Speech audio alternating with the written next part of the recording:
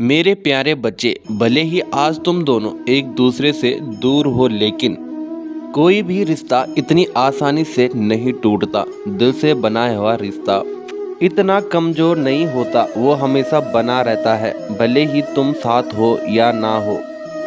और यही कारण है कि तुम दोनों एक दूसरे को इतना याद करते हो। तुम्हारा प्रेमी भी अब चैन से नहीं सो पाता, वो तुम्हारे पास आना चाहता है। बहुत बार उसके मन में यह सवाल उठता है कि उसने छोटी सी वजह के कारण क्यों तुमसे रिश्ता तोड़ दिया।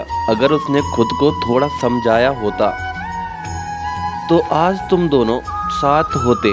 उससे यह बात बहुत चुभती है, क्यों उसकी भूल के कारण तुम दोनों अलग हो गए, लेकिन उसने तुम्हें धोखा नहीं दिया। उसकी कुछ मजबूरियां थी जिसके कारण उसे तुमसे दूर जाना पड़ा। मेरे बच्चे, वो तो आज भी तुमसे ही सच्चा प्रेम करता है।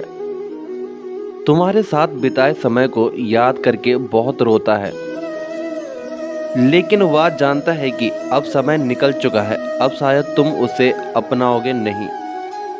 मेरे बच्चे, तुमने भी उसे सच्चा प्रेम किया है। तुम्हारे मन में यही सवाल रहता है कि जब ईश्वर ने तुम दोनों को मिलाया तो इसके पीछे कोई कारण जरूर होगा। तुम आज भी उसके आने का इंतजार कर रहे हो।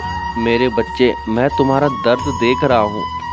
तुम्हारे प्रेमी भी बहुत व्याकुल है तुमसे बात करने के लिए, तुमसे मिलने के लिए। उसके मन की बहुत सी बातें हैं, बहुत से प्रश्न हैं जो वो तुमसे करना चाहता है। कल रात उसने यह निर्णय लिया है कि किसी न किसी प्रकार से वह तुमसे मिलेगा और अपने मन की हर बात कहेगा, तुमसे माफ़ी मांगेगा। मेरे बच्चे, तुम यह मत सोचो कि उसने तुम्हें भुला दिया है। आज भी वह तुमसे ही प्रेम करता है। तुम भी उसे खोना नहीं चाहते हो। भले ही तुम्हारे जीवन में बहुत ही परेशानियां हो, फिर भी तुम हार नहीं मान रहे। तुम्हारे दिल इस बात को स्वीकार नहीं करना चाहता है कि तुम्हारा रिश्ता खत्म हो गया है, लेकिन तुम्हारे प्रेमी ने इस बात को स्वीकार कर लिया है कि शायद तुम्हारा रिश्ता इतने ही दिनों का था। वह अपने आप को यह कहकर आगे बढ़ने का प्रयास कर रहा है। अभी तुम दोनों की भावनाओं में बहुत अंतर है। भले ही वो तुम्हें बहुत याद करता है, लेकिन अब वह अपने जीवन में आगे बढ़ना चाहता है। वह बहुत उलझा हुआ है, तुम्हें भुला नहीं पा रहा, इसलिए तुमसे मिलकर अपने दिल की हर बात कहकर अपने मन को साफ करना चाहता है, ताकि जीवन में आगे बढ़ सके। क्योंकि उसने इस बात को स्वीकार कर लिया है कि तुम दोनों का रिश्ता अब ठीक नहीं हो सकता। अब इस रिश्ते में कुछ शेष नहीं बचा है। वह चाहकर भी तुम्हारी यादों से बाहर नहीं निकल पा रहा है। वो खुद को दिलासा दे रहा है, तुम्हारे बारे में जानता है कि तुम क्या कर रहे हो। क्या तुमने उसे भुला दिया है और आगे बढ़ गए हो, या आज भी उसे याद करते हो।